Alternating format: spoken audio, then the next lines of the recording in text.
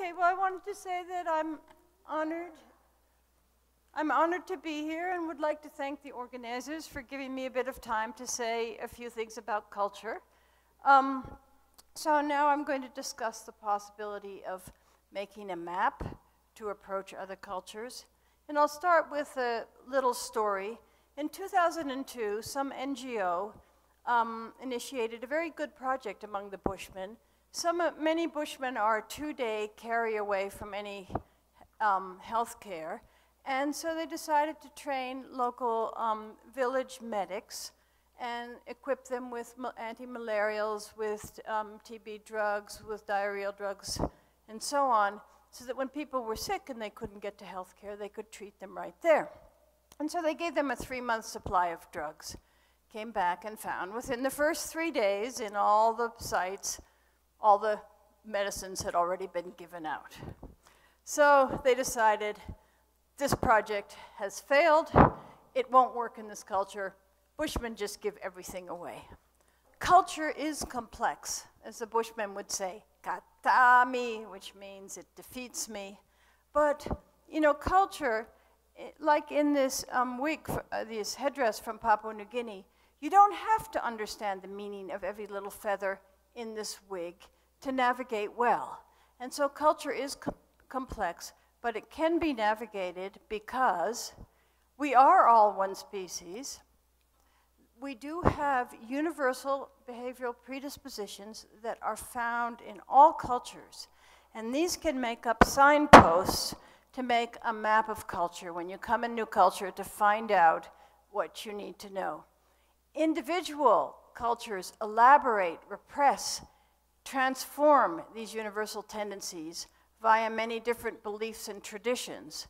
And so the challenge is when you go into the culture to use the map of universals and see how this is expressed in any given culture. I'll return to the Bushman case to give an illustration. So here we go. Okay. So what went wrong with the Village Medic program? It was potentially a great program. Well, what the planners did not consider is that all cultures have concepts of how the body works and how medicine works.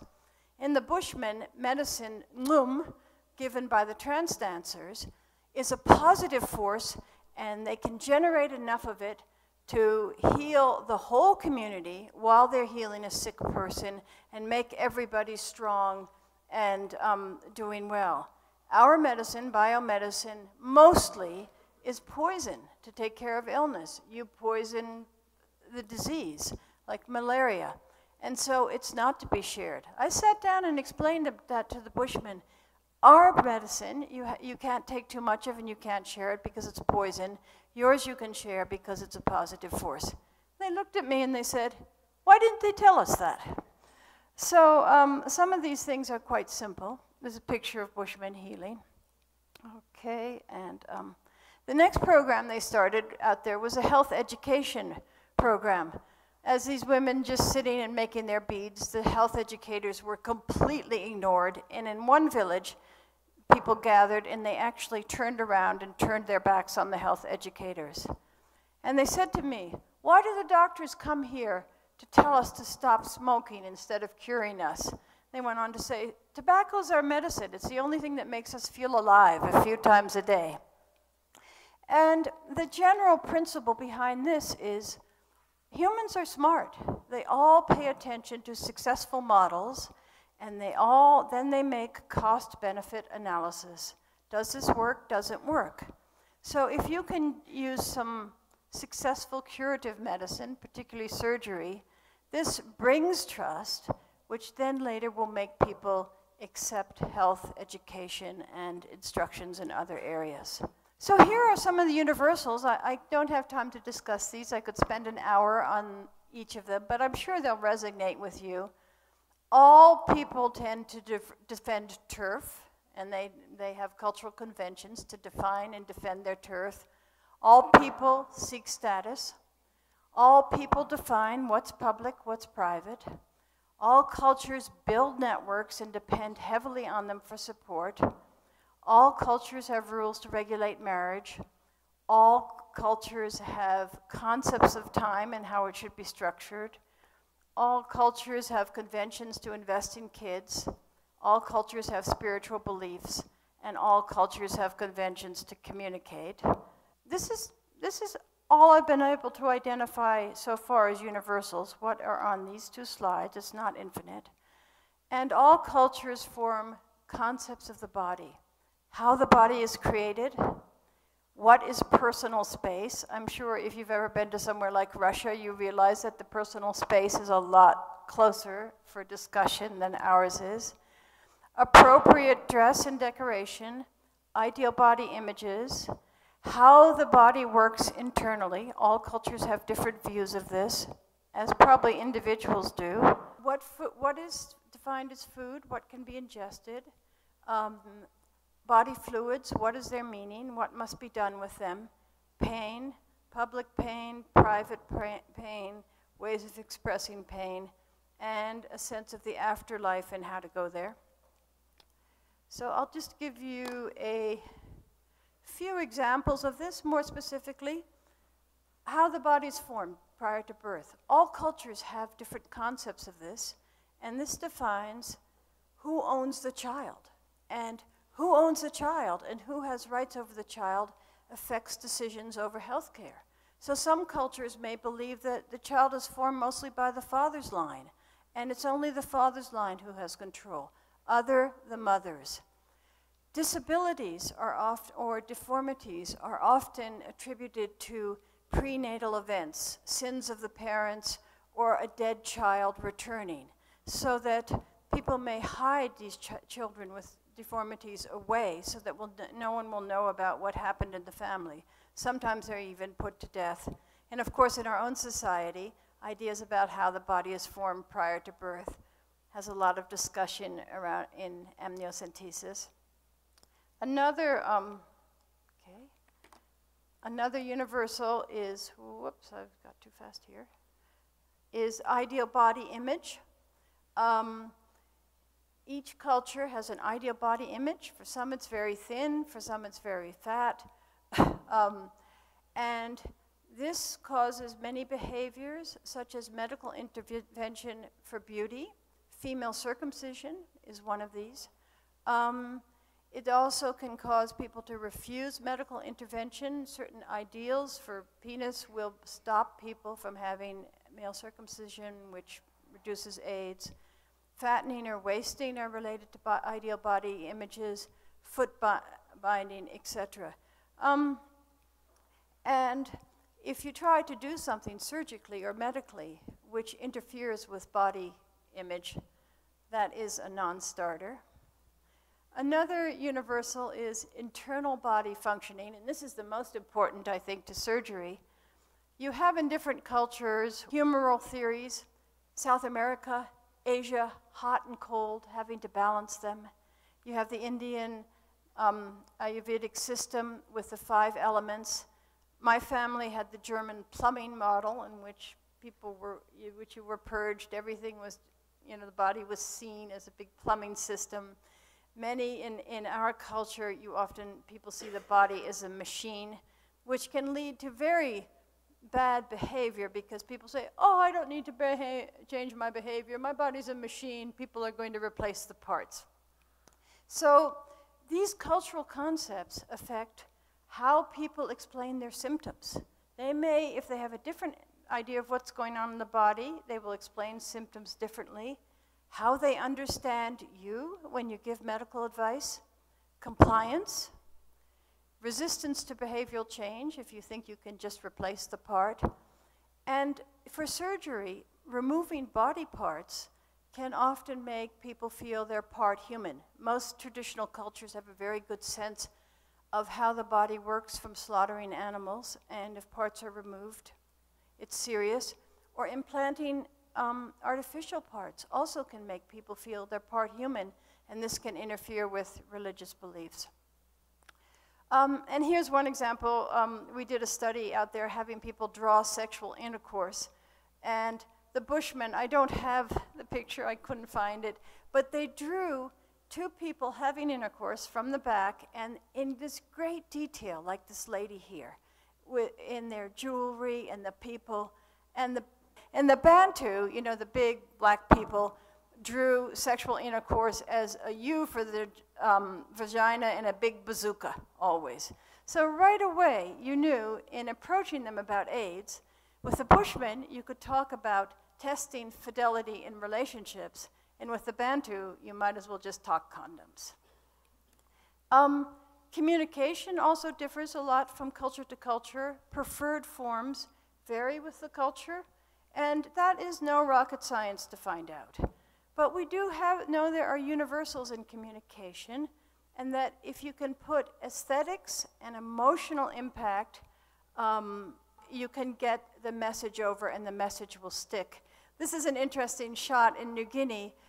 This is in the guest house where all the big politicians came to stay. And the politicians play around a lot and tend to get AIDS. And the owner had decided he would do some art on the wall in the dining room. It was kind of unappetizing. But anyway, you can see this message used many senses and did stimulate maybe what Enga thought were aesthetics. Messages that stimulate more senses tend to stick. And this is the bad news, but we find this in all the work. People remember what they hear first about something new. So the first time they get education, AIDS education, that's going to go all over the country and it's going to stick. And to correct that is very difficult. Time is a big deal. This is our hardest problem in working in other countries. In Western society, time is money, and money provides support. Therefore, time structures relationship. You have 2 hours of quality time with your kids over the weekend. Events happen at a set time, whether or not the right people can come. In traditional societies, social ties secure people.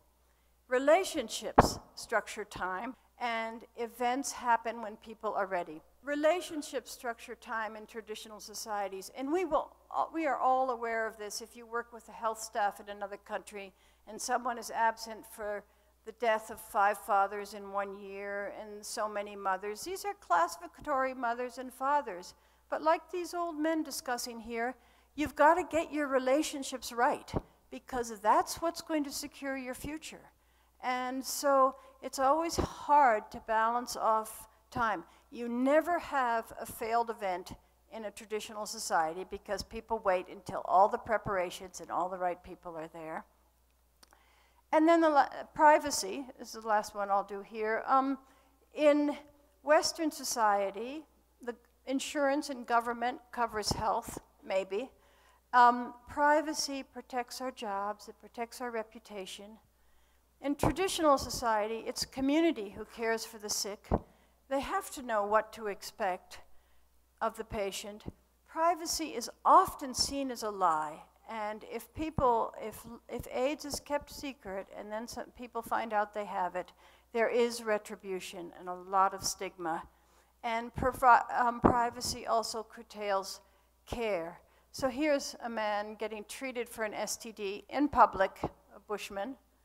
And 2 or 3 weeks ago, I went to a Tongan church ceremony, and in the middle, kava and then church, 3 hours of church, the middle hour was spent reporting on all the patients who had been in the LDS and University Hospital, the details of what was wrong with them. This was not by the patients, this was by anybody who knew. But this elicited the support for them of the entire Tongan community. So much for HIPAA in the third world. Oh, okay, where are we going next? Okay, so our last thing I want to talk about is change. People want to be part of the modern world. All cultures throughout our history have changed constantly. So the question is, what is the role of surgery in social change? And this is a picture of installing democracy in Papua New Guinea with the women in traditional dress and the politician in modern dress. So there are 3 ways in which I think that surgery can help bring about social change. The first has to do with surgery and health education. People are smart. They run cost-benefit analysis on different medical systems. Successful surgery and curative medicine pave the way for the acceptance of Western medicine and health education. In societies where you just try to start with education, you can forget it. They want to see that it works. And I think AIDS is a real case of this. Before there were ARVs, the doctors would say, you got AIDS because you had sex, and you know, 8 other women had slept with this guy and not gotten sex, not gotten AIDS. And so, and there's nothing we can do, you're going to die. Why should anybody believe any of this health education? As soon as the ARVs came in and they said, you've got AIDS, and we can give you something, people began to believe that the people who were doing the education knew what they were talking about. The second way I think that surgery can bring about social change is it can reduce stigma and it can change beliefs. And I've talked to people a lot about this, figuring out why this works, but I think it makes people feel that there's a positive force acting on the afflicted person that's more powerful than the negative one. And often if people have turned Christians, they attribute this to God. But they feel that somebody out there wants the patient to get better. And so it can work, of course, in Catherine's work for incontinence. When a woman like this is incontinent, she doesn't smell very well, and she's rejected by the whole society. As soon as incontinence is fixed, it's quite different. They can modify damage done by female circumcision. As we saw today, where they can correct a cleft palate, which really stigmatizes a child. They can repair mutilations of war. And very often, if a traditional healer is called on to cleanse these people together with the surgery, it has a very strong impact. Stigma is it can be slow to go, because there are a lot of people like this imposter here who use a lot of power and make a lot of money out of these traditional beliefs.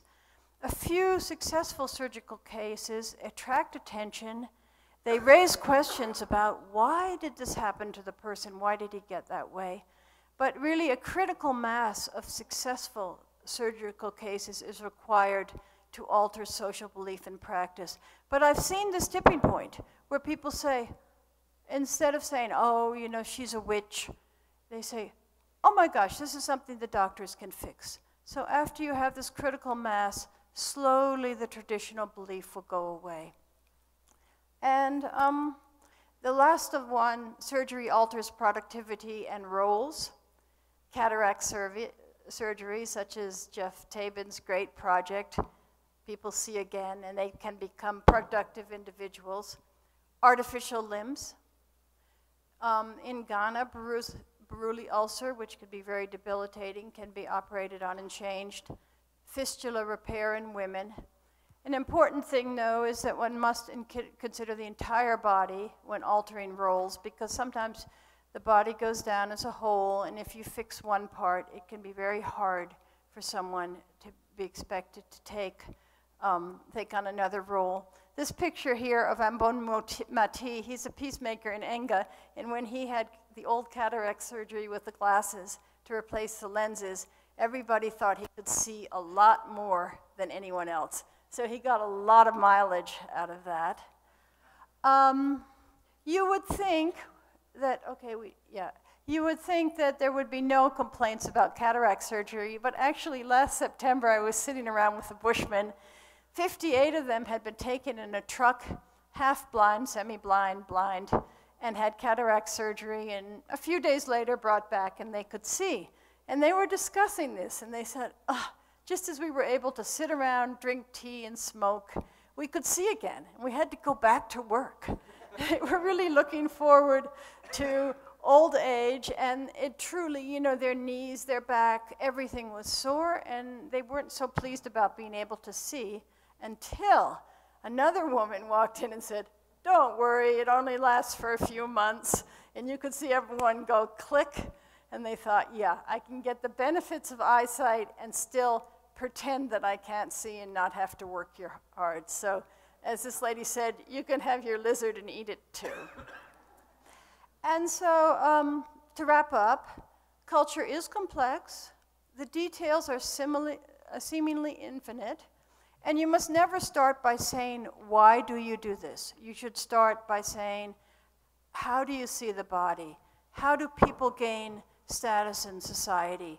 How do your networks work?